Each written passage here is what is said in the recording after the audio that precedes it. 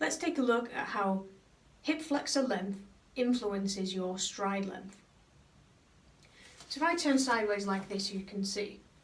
If I take one foot back like this, the distance I can take my foot back is directly linked to how long my hip flexor is.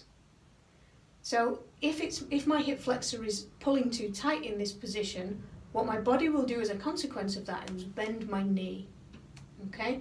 So instead of being able to get a nice long stride length and push off my toe, keeping my leg nice and straight and get a lot of power through that movement, my knee ends up bending, so collapsing in like this, and then when I pull my knee through, it's low. It's low down, and because of that, my foot hits the ground quicker, so my stride length is very much diminished. If I can take a long stride and extend my hip, then the result of that is that my power comes straight through my hip flexor in like elastic recoil type movement. So my leg, my knee gets pinged a lot higher up, which means that my foot will hit the ground much further away. So my stride length is much, much bigger, and it's all directly linked to my hip flexor length.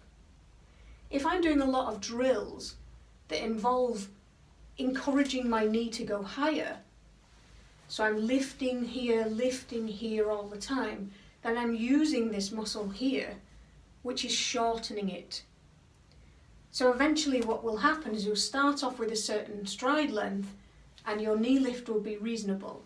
Then over time of doing the same drill, the same thing over and over again, your body gets tired and it will bring that knee in lower, and you'll start to feel that your stride length is a lot shorter than it used to be, and you'll go a lot slower. To counteract this, all you need to do is stay in the position that you want. So let's face this way again. Stay up onto your toe, keep your leg nice and straight, and push your hip slightly forward. So you can just feel a gentle stretching down the front of your leg from your hip flexor right down to your knee. And all you're going to do from here is just move your hips side to side, just in a gentle kind of swaying motion. Nice and smooth, nice and slow. You can use a wall to balance if you want to. You can go a little bit further forwards and back. The movement here is really irrelevant. What we're asking your brain to do is just to see whereabouts it can move to from here, because the forward direction was too much for it before.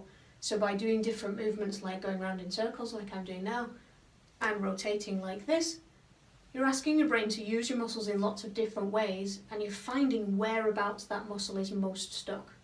So now you'll find that you can move your hip a lot further forward than you could before. So if you do this every day, you'll find that your hip extends much more, and you'll get all of that power going directly through your hip flexor. You'll get a lot more elastic recoil, which will bring your knee up a lot higher and improve your stride length without you having to run anymore.